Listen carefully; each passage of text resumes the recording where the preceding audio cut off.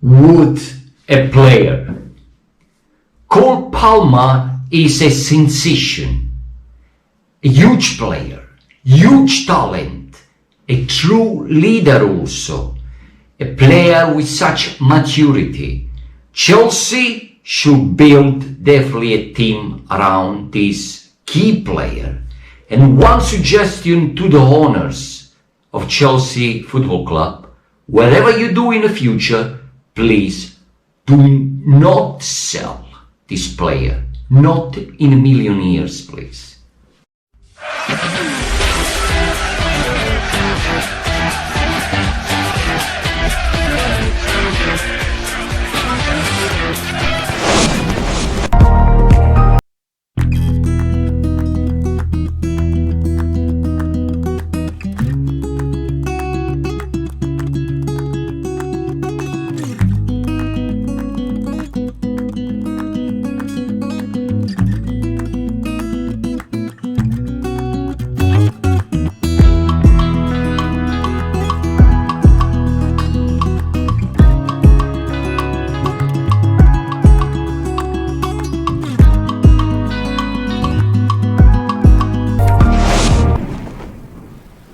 Well guys, welcome back to a new video of the Color is Blue Chelsea FC.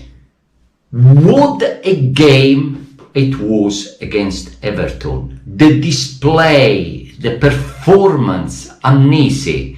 And I had to be frankly honest to you, I didn't expect that. I'm actually quite surprised that Chelsea managed to win with the score. I mean, honest God, and I wasn't expecting Chelsea to perform that well, but it's a big step forward, progression rather than regression, and that is the most important thing so far. We are actually finally try to climb the table and get a bit closer to the sixth position we're trying to reach. And we are actually within 3 points with one game in hand, and that can be possible in a way. Well, we will learn from the match we won against Everton. Right, first of all, as I had to say, I'm quite pleased about that, is that Chelsea finally managed to keep some clean sheet. We didn't concede goals, which was essential and extremely important for the team. I mean, if we analyzed the performance, individual performance of most of the players, let's start with the defensive part. We realized that the pair of Thiago Silva and Kalpa excelled in the defensive part very well indeed. The experience of Thiago Silva proved to be extremely important. Thiago Silva experience proved to be extremely important because he allowed Kalpa to feel much more confident about himself. So they both performed very well indeed as a central defenders, and that was the key reason why, in a way, they both were very effective in the middle of the defense. Okay. Now the left back and right back they also proved to be extremely important. Although Malo Gusto, I had to say, was a bit average in a way he performed against Everton, but his tempo in his game eventually raised up in the second half of the match.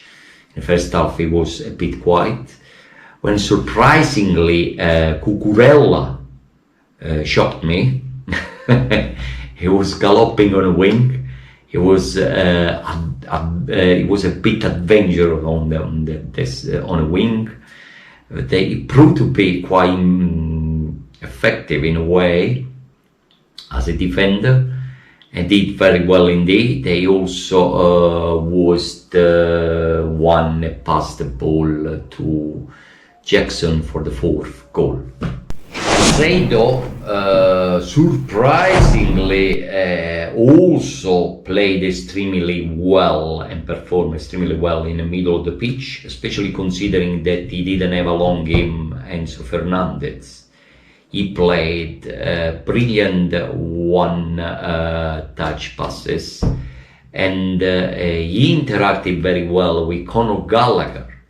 Now, Conor Gallagher was playing a bit forward as a forward midfielder because the absence of Enzo Fernandez, and he made good runs, and he actually pushed the game forward, and it was actually the reason why it was the main link of the connection between the midfielders and wings and strikers, okay? Because we need to take into consideration that Cole Palmer is actually now playing mainly as a striker for Chelsea, although he's a forward midfielder. Now, getting back to the two, say, wingers, say Madueke and Nicolas Jackson, they both play wingers. Their performance was, I would say, mediocre, and I'm actually quite disappointed with the behavior of those two players, Madueke and Jackson. Now, I really blame the behavior of Madueke and Nicolas Jackson. Now, as we all know, most probably watch game, Chelsea were awarded a penalty kick when we were already 4-0 up, and Madueke and Nicolas Jackson got involved in a bit of an argument over who would have take the penalty kick. And they started to arguing and say, no, I'm gonna tell penalty, no, you don't, typical, like very childish in a way. Thiago Silva had to intervene, and Cole Palmer also squeezed in with such class and composure and maturity, got the ball, said to both of them, I'm the penalty taker here, I'm the one who can take penalty, so you step out of the way, I will take the penalty, and eventually converted the penalty into the 5th goal. And I'd say this proves how good is Cole Palmer, not just as a talented player, but also as a mature player, and at only 21 years of age, and it is essential, is important, okay? Now let's talk indeed about the man of the match. 10 on 10 from me, Cole Palmer.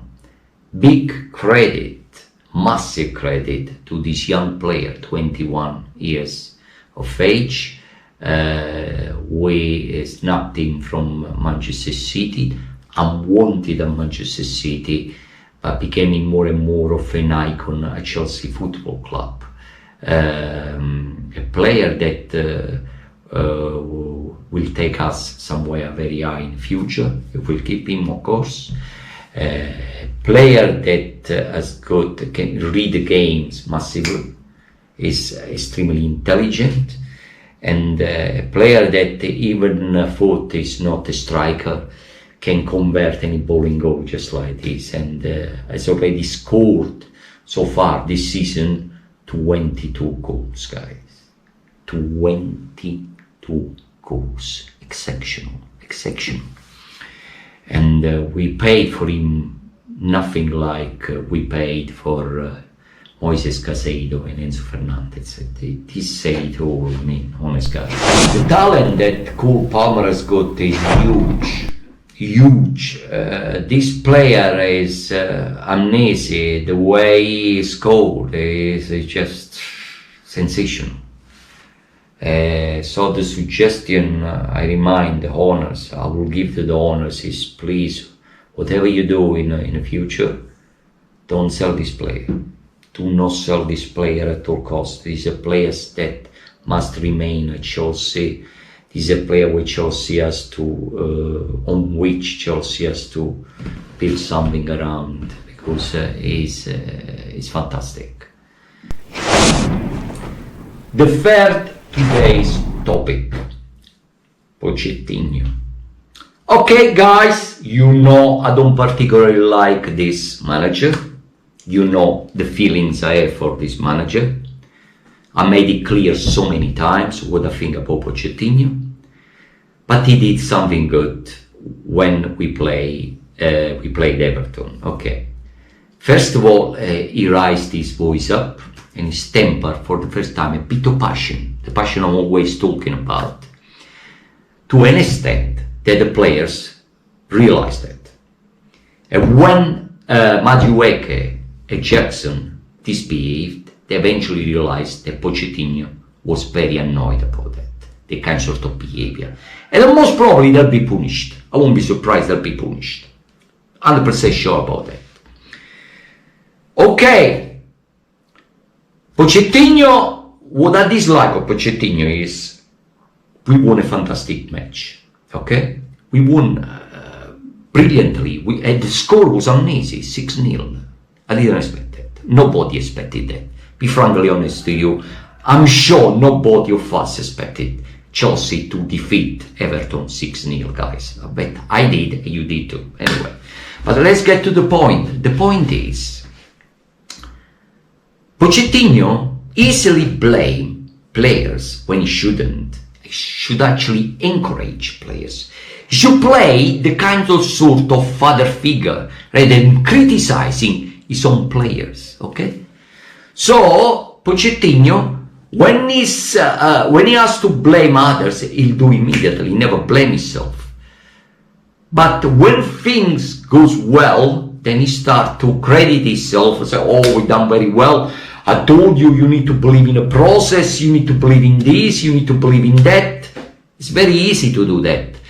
I don't want to fully criticize the manager, but what concerns me most about Pochettino, and now we get to the last topic, is injuries issues. Will there be an end to these guys? Because remember, yesterday we won against Everton, okay? But we still haven't got Nkunku. Lavia has played 40 minutes all over this season. Fofana is still, recovering from a long-term injuries. And those injuries, Enzo Fernandez had an injury recently, continuously plagued us. And I mentioned in one of my videos on Instagram, if we'll end up this way, we are going to get to believe in different kinds of process. We're going to have a process next season where it's about process of injury more or injury less.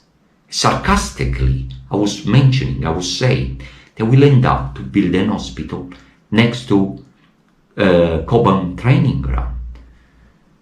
So we need to find a solution here, and we need to try to end this misery of these injuries misery. Because if we carry on this way, as I mentioned so many times, yes, player will be undervalued. We can't even sell them back. It's not good for the status of the club. It's not good for the finances. And this is the only thing I really criticize about Pochettino. Every time we got injuries, he always tries to avoid the issue. And when he's asked during press conference about the issues, he's always trying to talk about something completely different, which make me believe that perhaps is the cause of this. We need to cool down with this training system. Otherwise, we'll end up to, it's like every time, let's think about this match we played against Everton. Before the match, we have had 7 days rest. Ironically, in that 7 days, we should have been all fit, or few players should have managed to recover from their injury. Instead, no, we had more injuries. And this is comical, unacceptable. So this is the point I try to explain. This is my main concern about injuries issue. So if it's not the medical staff that caused this problem, we need to get to the bottom of this problem and find a solution. Because it's not good enough to have Ngungu most of the time on a bench or injured, or other quality player. We're still waiting for Fofana. Fofana will be a fantastic addition to the central defender options we have. And we have to try to make this happen as soon as possible. It has to happen. We can lose constantly players. We need players, especially with the FFP regulation on us all the time, with all these rules that try to strain us, or to try to problems, you know. Now we need to focus on the future. The good news is we gradually are trying to climb the table. We are within 3 points to reach that 6th position we hardly try to get to. But I like to remember next matches. We'll play Arsenal away. Of course, after the semi-final of the FA Cup, we'll be playing against Manchester City Saturday. But we'll be playing Arsenal away. Then we'll have, I think, Aston Villa away. Guys, that is going to be difficult. They're going to be 2 massive obstacles. But if we believe, determination, discipline, commitment we had when we played against Everton, if we play that way, we may snatch a win there. I won't be surprised. We maybe just try to get the 6th position, and next season we'll play the European in the European Cup. Okay. Next match, guys, will be the semi-final of the FA Cup against Manchester City at Wembley. I will fly to London Thursday. I'm in Turkey right now. And I'll hopefully try, unless to go outside Wembley. I haven't got a ticket anyway. But my wish is to be unless outside the stadium, okay? And to hear the sound of the supporters and be there, morally, emotionally, okay?